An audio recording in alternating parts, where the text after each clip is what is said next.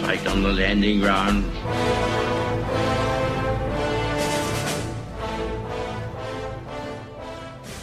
Thank you for joining us. You are listening to A Radio, and this is the Morning Moment. We're on weekdays, 11:45 Eastern. Follow us on Spreaker.com and click on the like button. Sometimes these morning moments just sort of materialise. They just come out of the blue. This piece concerns an item that was on Fox and Friends March 12. That happens to be today.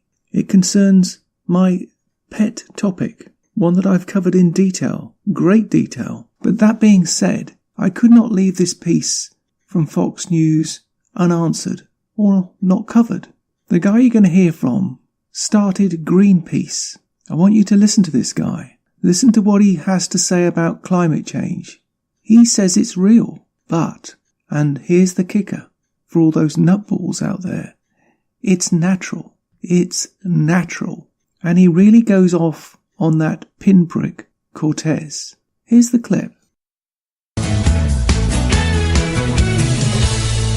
Oh, it's unrealistic. Oh, it's vague. Oh, it doesn't address this little minute thing. And I'm like, you try. You do it. Right. Because you're not. Because you're not. So until you do it, I'm the boss. That's How right. about that?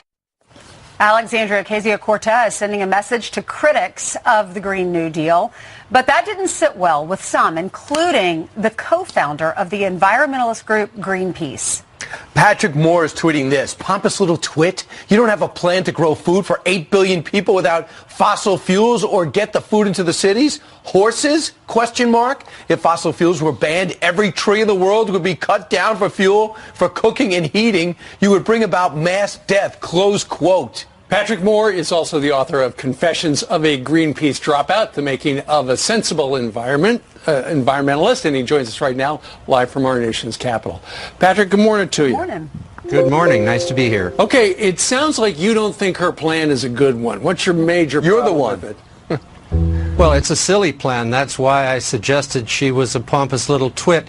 Twit meaning silly in the British lexicon, and pompous meaning arrogant. And she really rubbed me the wrong way when she said she's the boss, because she can make up a proposal that's completely ridiculous and no one else did.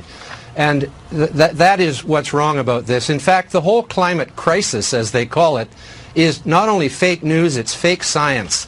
There is no climate crisis. There is weather and climate all around the world.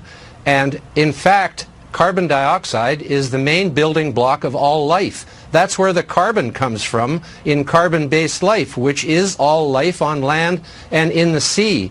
And not only that, a little bit of warming would not be a bad thing for myself being a Canadian, and the people in Russia wouldn't mind a little couple of degrees warmer either.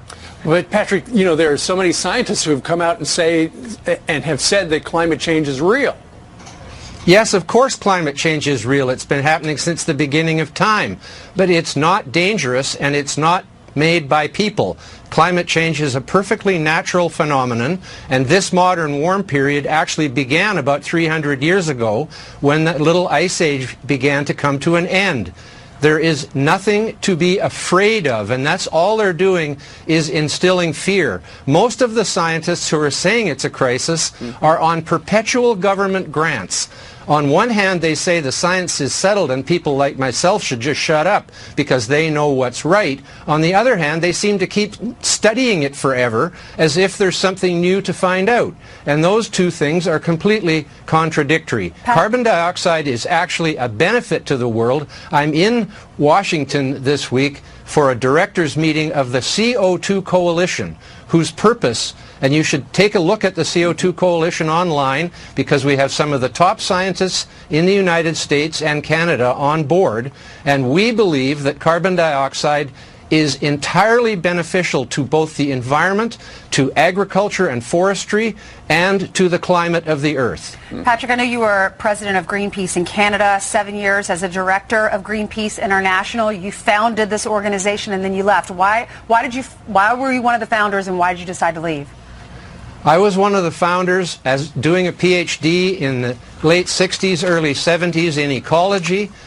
I was radicalized by the Cold War and the threat of all-out nuclear war and the emerging consciousness of the environment, and we did a lot of good things. We stopped nuclear testing in Alaska. We stopped it in the South Pacific. We saved the whales, and we stopped a lot of toxic waste being put into the ocean and the air. But by the mid-'80s, we had gained a lot of notoriety, and we were bringing in a lot of money, and we were hijacked by the extreme left, who basically took Greenpeace from a science-based organization to an organization based on sensationalism, misinformation, and fear. And they are militant, and so does this next generation is really militant about the environment. It's their number one issue.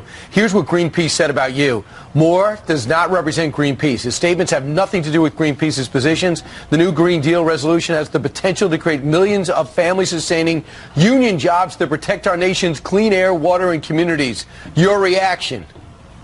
Well, the fact is, you cannot do agriculture for 8 billion people, produce the food for 8 billion people without fossil fuels as far as we know it. We don't have an alternative, especially for transportation, which is over 90% dependent on fossil fuels. It's one thing to have a battery-powered vehicle for your family. It's another thing to try to get 40 tons of food at a time into the cities. Yeah, right. It's just not going to happen. And Patrick, you also said if fossil fuels were banned, every tree in the world would be cut down for fuel for cooking and heating. Absolutely. The fact is 85% of the world's energy is from fossil fuels, and the carbon dioxide that's being emitted from burning it was actually taken out of the atmosphere and the oceans millions of years ago and stored in sediments. We are now releasing it back into the atmosphere where it can fertilize the life on Earth. Carbon dioxide and water are the two main constituents of all life. Carbohydrates and of course fossil fuels are hydrocarbons, just missing the oxygen. But when you burn them, the oxygen is recombined with the carbon to form carbon dioxide. And people need to learn more about the chemistry, because this is fake science and it is driving a very dangerous movement on the energy front. And driving a whole political party. Patrick Moore, this is called climate change pushback. That's the other definition of it. Thank you so much. Appreciate you joining us. Thanks for being here. Well, there you have it. Please share this. The more people that hear this, the less these environmental Fruit Loops can hide. And that includes Conservatives and Republicans in every country, because they're supporting it too.